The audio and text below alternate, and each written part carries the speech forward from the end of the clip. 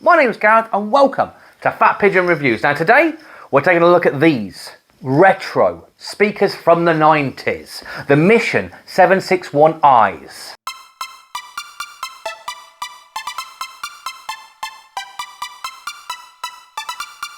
So it has two dual 5-inch drivers. Now I've been trying to get some information on these, and speakers that are 30 odd years old, I think these were about 95, so not quite 30 years, but yeah, from 1995, 94, 95.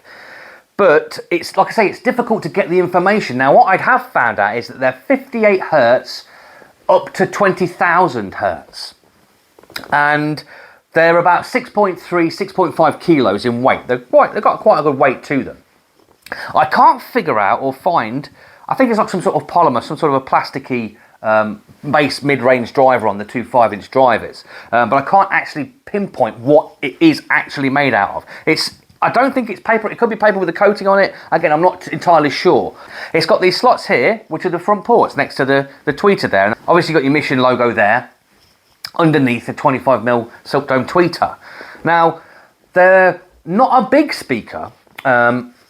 Compared to the 701s, they're relatively small. The 701s are a big, chunky speaker, and they're actually quite a substantial amount bigger than the little Wharfdales, the Wharfdale Diamond 9.0s that I reviewed last week. This is more of a series. This is part of the affordable audio series. So I bought these, like I said, this was 3 years ago. This was before COVID. So I'm not sure on pricing yet, but I will have a look into it and I'll see what sort of pricing they are, and I'll leave it in the text below for you. But I bought these for £52 from, I think it was a charity shop sale, auction on eBay. And it was £15 postage. So for £67, I got these to my house, a pair of these to my house.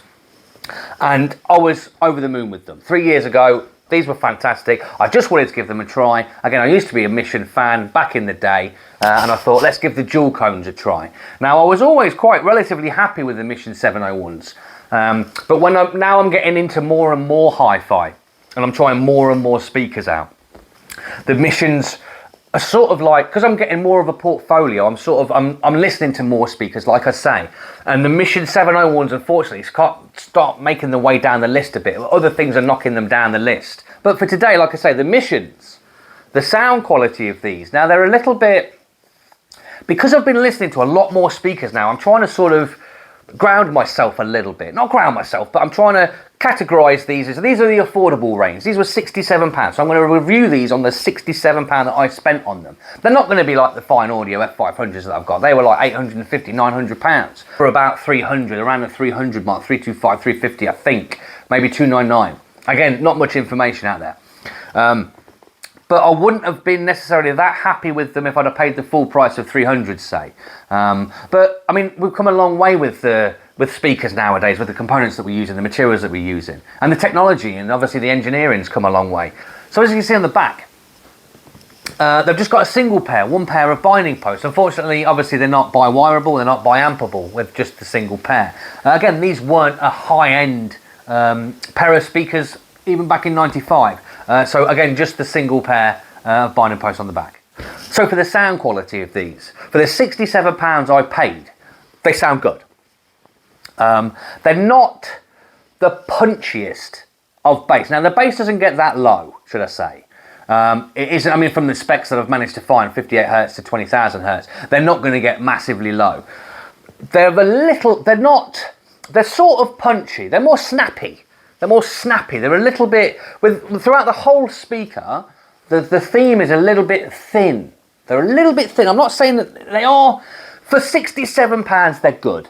If you can get these at around £70, £80, they're well worth the money, in my opinion. They do, like I say, fill the room. They've got the two dual drivers. They've got the 5-inch drivers. So they do fill the room. They're a decent sized speaker and the front ported, so positioning them wasn't too bad. When I towed them in just slightly, you do get a decent image from these. Now, soundstage wise, they were okay. They were okay. They weren't too bad. They weren't, 5 foot out this way, 5 foot out that way, and you could hear it all around. It wasn't like that. They've got sort of a boxy sort of sound to them. They're like, I don't know what's going on inside them. I don't think much. I don't think there's much dampening inside. They've got like a little bit of not like an echoey resonance, but it's not an echo. It isn't an echo. That's wrong. But very subtle boxiness to them. They're like trapped within this box. But the mid-range comes through quite nicely. Jazz is very nice on these. I quite liked it. But if you had that little bit more of the bass, the depth from the bass, the saxophones would sound that little bit better. The mid-range vocals will sound just that little bit better. With the mid-range for the male vocals, I'd use certain tracks over and over again, like I said before, so I can really test the speakers. I know what that should sound like. I know what that should sound like, and it just doesn't have that bass, which is such a shame. And it's the bass is just a bit flat. It's not, like I say, punchy. When you say it's got punchy bass, it means it's got a bit of authority to it. It's punching the bass and it's coming out at you. The bass isn't quite like that. It's more of a, like I say, snappy bass. It's responsive. It keeps up. It's pretty fast. But it's not really got any authority behind the bass. It's not a boomy speaker. It's not definitely not a bloated speaker. It's not. With the two drivers, I thought I'd be getting more bass from them when I bought them 3 years ago, like I say. But as it stands, again, it just lacks on the bass. With a subwoofer, I think it would bring these up a notch. It really would. So when I was looking at the specifications for these, lots of people are actually taking these, getting hold of these speakers, because they are a good speaker. They're not a bad speaker at all. For this, especially if you can get them, like I say, for the £60, £70, £80 range. And they're taking them apart, they're taking the drivers out, and they're putting better supports in there. And then what they're doing is they're taking out the old, thin, old aged foam and whatever else they're using for the baffles to pack it. They're taking all that out and they're putting newer stuff in, new modern foam. And they're lining the whole thing with this foam and adding more and more bits and bobs, like I say, with the structure, and making it more supportive. And when they've done all that, it sort of tightens it all up, apparently, and it makes these come alive a bit more. Now, what I did notice is, like I say, they've got a boxy feel, so it sort of makes sense. It's not, like I say, it's not an echo as such. It's just got this little resonance that inside that. It's very subtle, but it's just there, and it makes it have this sort of thin, boxy sound on certain tracks and on certain music. Now, like I say, jazz was very nice, very pleasant, but just lacked that little bit of bass, like I said earlier. The highs for these, the treble, it's quite nice. It does get high. Now with the highness, like I say, the whole range of the speaker sort of sounds thin. Now when I sound thin, it's not bad sound quality in theory that's coming out. It's just like reduced everything, this thinness. There's no real dynamics and oomph coming out at you. I mean, music's obviously coming out of the speaker, and it's not bad, like I say, with the jazz, the classical and the singular instruments. Now the separation's okay. It is okay and it does a job. But it's not, like I say, I'm trying to compare it. For the £67, they're a good speaker. They are a good speaker. I've got all these different speakers in my head. All these different sounds, separations, this, that, that. I've tried these. Now, like I say, these are 30 years old. And they cost me £67. So they're not going to have the separation of the £3,500 speakers I tested a month or so ago. I understand that. But they've just got something lacking. They just lack something. It's like the dynamics, the colourfulness within the mid-range. Now, it's all there. I'm going to put a sound test on. I will put a sound test on so you can hear it for yourself, the same 11 tracks that I always use. But I just want to know if it comes across that... The best way for me to explain it is that these are a great set of speakers. They're a fantastic set of speakers, and they sound great, and they sound full, and they sound rich. Now, like I say, the mid-range is good. I do like the mid-range on these, and I do like the highs on these. They don't get high, but it's still a nice smooth high. They're not harsh, they're not bright. But again, just everything across the board, the bass, the mid-range, it's just lacking something, just a little bit thin. It's like you've got a good set of speakers, and what you do is you grab yourself a thin blanket. You get a thin blanket, not a thick blanket, just a thin blanket, just a couple of sheets worth, like a bed sheet. You've got double that up, triple that up, and you just chuck it over it. That's what I mean by thin. It's just lacking. It's like recessed a little bit. And I don't know if that's what people are doing. That's why people are realigning the inside, and that's what they're saying, and that sort of thing goes away then, and they come alive more, and you get in the oomph back. Basically, they're taking the sheet off by putting this new foam and stuff inside, and I think that's why they're doing it, because I think the potential of these is very good, and there is a good speaker there.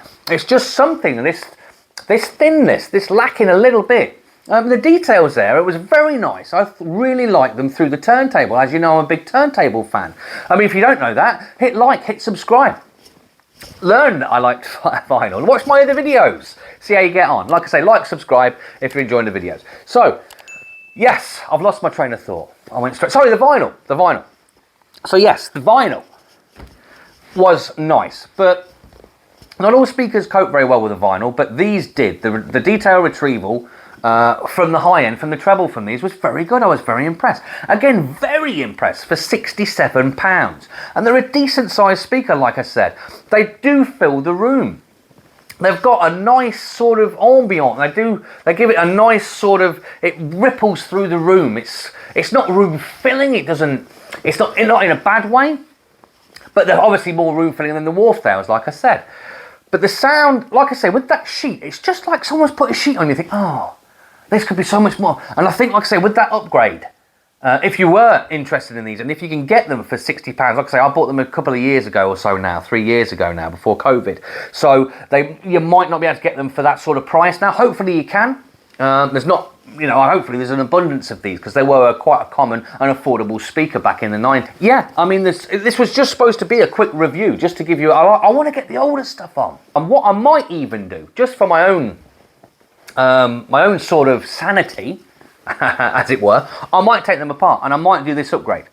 And then I can always put another video on about that. I mean, I may not do it. But I would really like to see what these guys are on about in these forums, that making them come alive with just that simple thing of putting in this extra foam and this extra like cladding sort of stuff inside the actual speaker and filling it up a little bit more. I think that's what they were saying, that it was quite empty inside. So you've got all the sound reverberating and rebouncing off and refracting off each other and then coming out the ports. So that's the thinness, I think. It's sort of losing. It's like it's boxed in, and it could sound can't escape very well. But again, when I first bought these 2-3 years ago, I thought they were amazing. The only reason that I didn't listen to them is because I bought some Jamo Classic 4s that I thought were just slightly better than these. So these got put in a cupboard somewhere for about a year, 18 months, and then I thought, oh, I remember my dad liking these. Father's Day was coming up, or his birthday was coming up, so I'll give them to my dad, and he's just lent them to me again to give him a try on the channel today. So, I mean, well, a few days ago. So I've been listening to them quite a lot, and I want that sheet taken off, and I think I might do that upgrade just because I want to see the difference. Can it bring these alive? Because potentially there's a great speaker behind these, and knowing that there's something out there that I could do that could potentially make these better, I think I might look into it. But like I say, with the sound quality, if you've not been testing, if you're not A and Bing them against anything, and you can get a pair, they are good. It's one of those Marmite sort of speakers. You either love them or you hate them. Now, I like the design of these. I do like the dual cones. I'm a fan of dual cone speakers. I feel like you're getting more for your money. Doesn't necessarily mean they're better sounding, but I feel like you're getting more for your money. And with these, you are getting obviously the dual. It is plasticky, the feel of it. It is very thin plastic, and as you can see, they're quite hollow. There's no real thud there. It's very echoey. So again, yeah, I think I'm going to do the upgrade. We'll see. See if we've got the time. Yeah, let's get some foam. Let's get some foam ordered, and then I'll put them back on the channel and see if there's any difference. I'm just intrigued to see. I need to have a look. I'm going to have a look at how much they're sort of selling for now on eBay. Now, I don't know if they've gone up in price because everything else has gone up in price, or they've come down in price because no one's really buying speakers at the minute. I'm not sure. So things to look out for when buying from eBay, just from what I've learned from my experience. Now, on the 701 speakers, when they turned up, the whole front baffle, the whole front plastic unit here was loose. The whole thing moved around with inside. So the same, it would be the similar sort of thing for this. So just look out for that. Make sure that it's not a hard fix. You just take the drivers out and the tweeter out, and you can actually get inside and you can pry it out.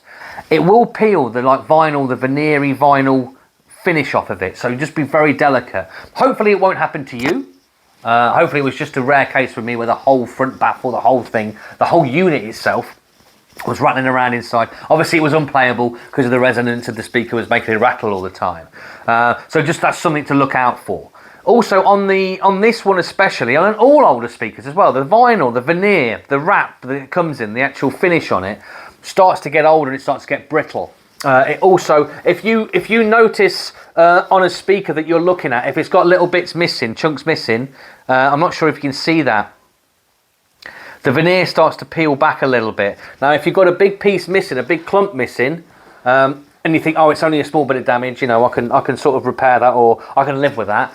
It can also mean that the whole side of the veneer wants to peel off.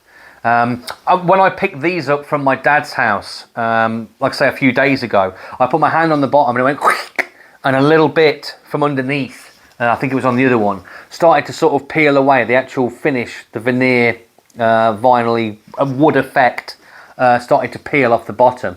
Now, again, it's easy. You can sort of like put a little bit of glue in there, or something, a little bit of wood glue, and seal it back again. But if it's gone too far, it can sort of like be irreparable, and it depends on if it's sort of like broken away and broken down with underneath where the actual veneer is peeled off. It can get damp and nothing sort of, it just starts to crumble. Again, they're 30 years old. Most of this sort of stuff happened within the transit. As long as the people that are packaging these things up for you, when you're buying them from them, as long as they're packaging them up properly, I don't think you'll have any problems. It just all depends on how they package them. So yeah, just thought I'd add that to the video. Just things to look out for, in my experience, when you're buying on eBay, secondhand speakers on eBay. But as for the goods, the product, like I say, I've gone through the saying that they're a little bit thin and things like that. But like I keep saying, I do keep saying that they are good for their price point. For £67, you will not be disappointed. I guarantee you that. I really do. That's the fat pigeon guarantee. You'd be happy with them at £67 at your door. Because I know I was.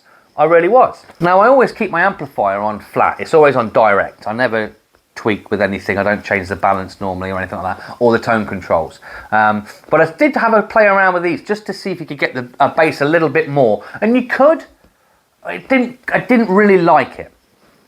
It didn't really cope. It sort of made them a little bit more, a little bit lazier. They slowed down a little bit. They weren't keeping up the pace with some of the dance tracks that I tried. So if you've got a subwoofer already and you've got £70, give them a look. I really would give them a try. I mean, I'm going to be buying more and more in anyway, I think. I like this sort of affordable audio range.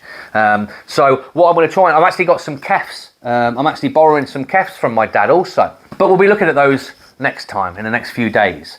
So to summarise these, really, I know I've just rambled on about how thin they are and having a sheet over them, but again, they are nice. I do like the sound from them. The reproduction from the mid-range is very nice. I've also noticed that they're quite focused speakers.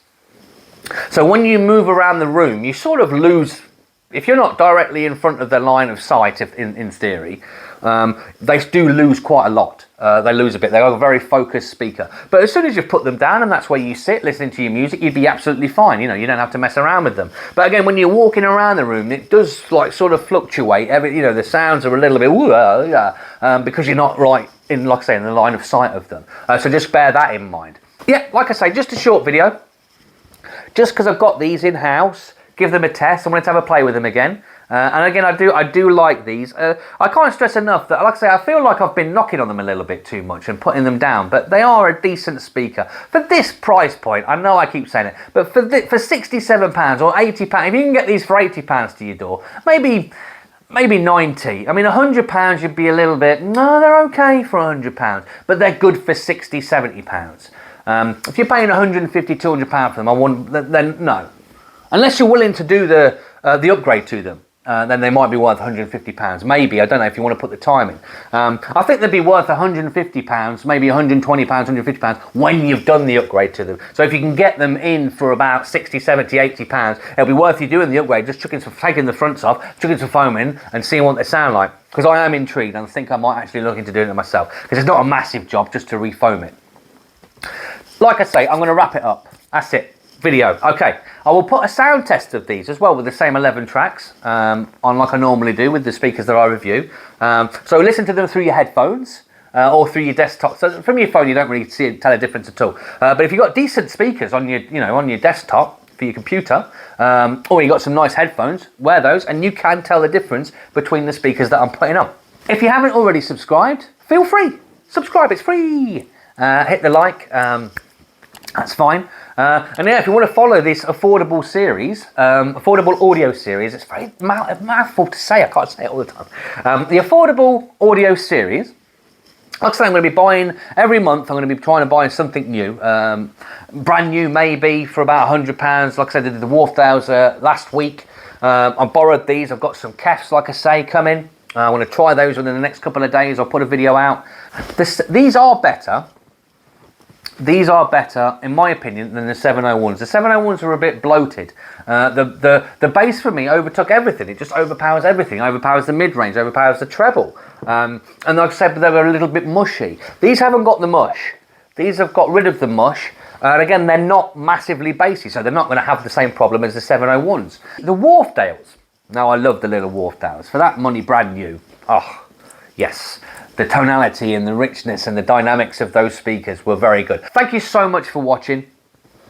And hopefully, fingers crossed, I'll see you in the next one.